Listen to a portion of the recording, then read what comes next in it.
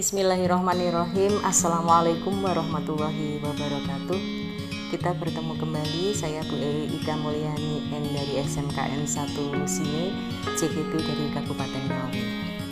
Di sini saya akan melaksanakan kaitan materi dalam modul 1.1 dan kesimpulan refleksi modul 1.1 tentang pemikiran filosofis dari Ki Hajar Dewantara. Di sini ada 3 pertanyaan yang diberikan. Yang pertama adalah, apa yang Anda percaya tentang murid dan pembelajaran di kelas sebelum Anda mempelajari modul 1.1? Yang kedua adalah, apa yang berubah dari pemikiran atau perilaku Anda setelah mempelajari modul 1.1? Dan yang ketiga adalah, apa yang dapat segera Anda terapkan lebih baik agar kelas Anda menjadi cerminan pemikiran Ki Hajar Dewantara.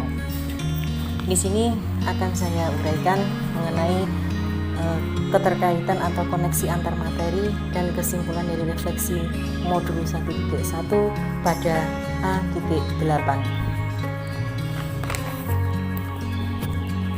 Yang pertama adalah, yang saya percaya tentang murid dan pembelajaran di kelas sebelum saya mempelajari modul 1.1 adalah bahwa siswa hanya sebagai objek untuk menerima transformasi ilmu dari guru. Yang kedua,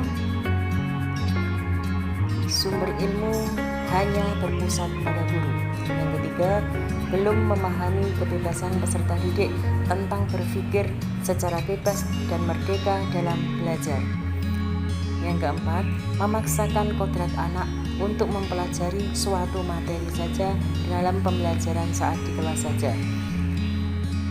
Yang kelima, pendidikan dan pengajaran hanya menggunakan sebuah pemberian materi pembelajaran saja dengan pemberian sanksi kedisiplinan bagi siswa yang melanggar aturan sekolah.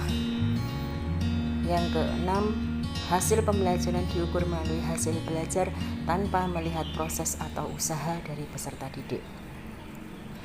Untuk pertanyaan yang kedua, yang merubah dari pemikiran dari perilaku saya setelah mempelajari modul 1.1 adalah, yang pertama, menyadari akan kodrat anak, yaitu kodrat alam dan kodrat zaman.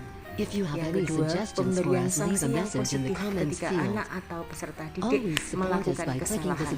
Yang ketiga, memberikan kebebasan kepada peserta didik untuk berkarya, kemudian mengembangkan minat bakatnya serta menggali potensi dirinya tanpa memberikan batasan untuk bergerak dan berpikir selama hal itu positif. Yang keempat, menanamkan pendidikan pada peserta didik bahwa guru merupakan figur dan sekaligus guru berperan untuk menuntun peserta didik dalam mencari jati dirinya agar tidak salah langkah. Yang kelima, menerapkan pembelajaran yang berpusat pada peserta didik.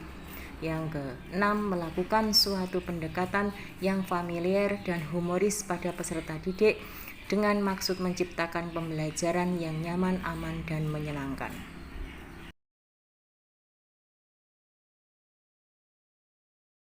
Yang ketiga, dapat segera saya terapkan lebih baik agar kelas saya mencerminkan pemikiran Ki Hajar Dewantara sebagai berikut. Yang pertama, mengidentifikasi ciri atau karakteristik peserta didik tentang minat bakatnya, kemampuannya, dan kelebihannya pada saat pembelajaran.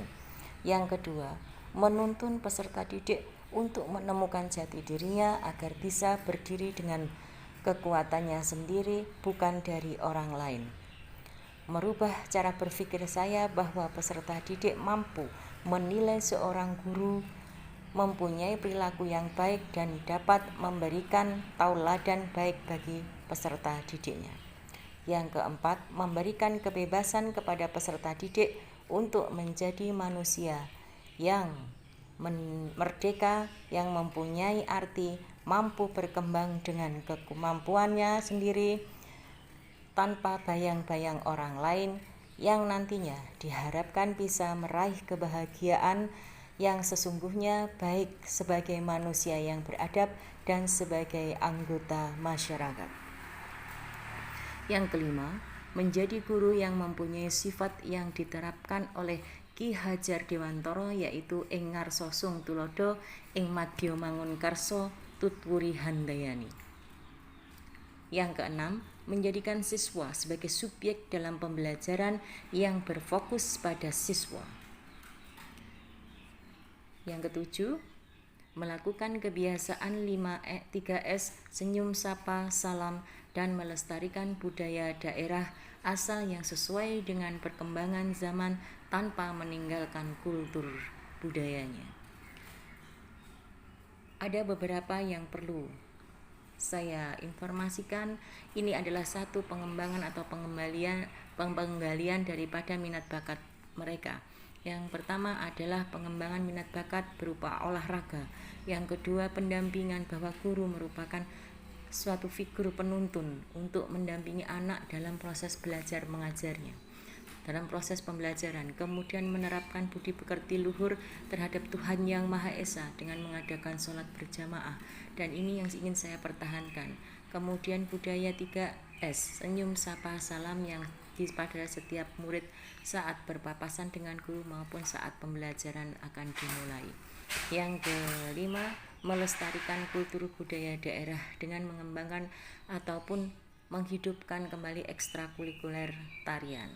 Demikian keterkaitan materi modul 1.1 beserta refleksi daripada pemikiran filosofis Ki Hajar Dewantara. Terima kasih. Wassalamualaikum warahmatullahi wabarakatuh.